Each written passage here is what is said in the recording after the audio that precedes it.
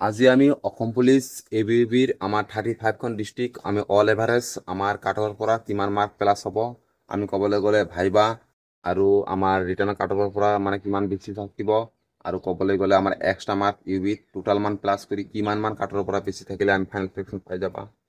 আজি সকলোবোৰ কথা আমি এইটো ভিডিঅ'ত ডিছকাছ কৰিম। তোমালোকে যদি আমাৰ চেনেলত ফাৰ্ষ্ট আহিছা চেনেলটো সাবস্ক্ৰাইব কৰি ল'বা আৰু ভিডিঅ'টো ফাৰ্ষ্টৰ পৰা লাষ্টলৈ চাই থাকিবা। আমি ক'বলৈ গ'লে কাঠৰ বিষয়ে আমি বহুত ভিডিঅ' দিছোঁ। আমি চাবলৈ গ'লে 3টা ভিডিঅ' দিছোঁ আমাৰ ইউটিউবত। তোমালোকে আমাৰ চেনেলত গৈ চাই ল'ব পাৰা আৰু সেইটো 3টা চেনেলত আমি 3টা ভিডিঅ'তে আমি 35খন ডিষ্ট্ৰিক্ট আমি কভাৰ কৰি দিছোঁ। প্ৰতিটো ডিষ্ট্ৰিক্টৰ কাষ্ট ৱাইজ মই কাট অফ মই এক্সপেক্টেড কাট অফ মই দি দিছোঁ, তোমালোকে যাই চাই ল'ব পাৰা।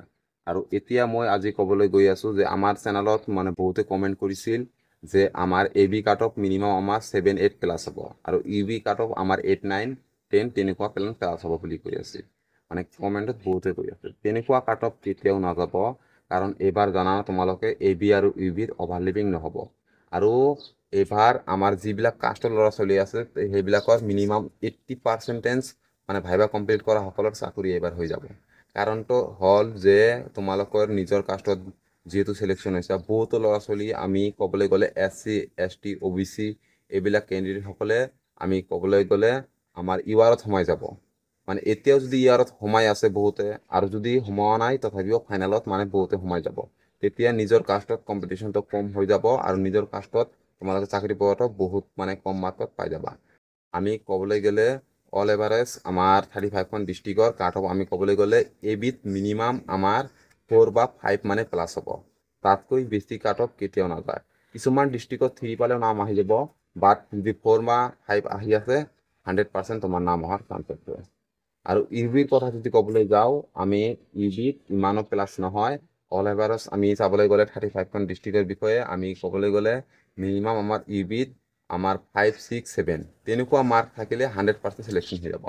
ভাইবা আৰু কাট অফৰ পৰা 1-2 মান পালে তেনেকুৱা মাৰ্ক ধৰিছোঁ আৰু তোমালোকে এক্সট্ৰা মাৰ্ক আমি ক'বলৈ গ'লে একাডেমিক মাৰ্ক যিটো পাওঁ সেইটো প্লাছ কৰি মই কৈ আছোঁ ইউ বিত 5, 6, 7 তেনেকুৱা মাৰ্ক যদি আহি আছে 100% অল অসমৰ যিকোনো ডিষ্ট্ৰিক্টৰ পৰা নাম অহাৰ চান্স আছে। ইউ বিত যিকোনো ডিষ্ট্ৰিক্টৰ পৰা তেনেকুৱা মাৰ্ক থাকিলে নাম আহি যাব। আৰু তোমালোকে যে বহুতে কমেণ্ট কৰিছে 8, 9, 10 তেনেকুৱা কাট অফ যাব ইউ বিত, তেনেকুৱা কাট অফ কেতিয়াও নাযাব। তোমালোকে ফাইনেলত 100% মই কৈছোঁ, তোমালোকে চাই ল'বা। আৰু যদি তোমালোকৰ নিজৰ কিমান মাৰ্ক আছে কমেণ্টত জনাই দিব পাৰা। আৰু আমি চাবলৈ গ'লে এ বিত আমি কৈছোঁ মানে 3, 4, 5 তেনেকুৱা মাৰ্ক থাকিলে আহি যাব।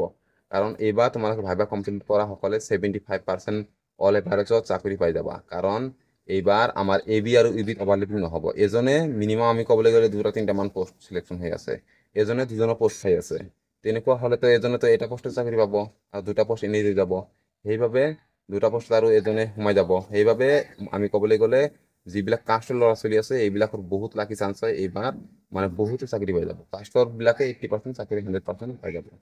তোমালোকে যদি আমাৰ চেনেলৰ ফাৰ্ষ্ট আহিছা চেনেলটো সাবস্ক্ৰাইব কৰি ল'বা আৰু ভিডিঅ'টো ফাৰ্ষ্টৰ বাবে লাষ্টলৈ চোৱাৰ বাবে সকলোকে মই ধন্যবাদ জনাইছোঁ।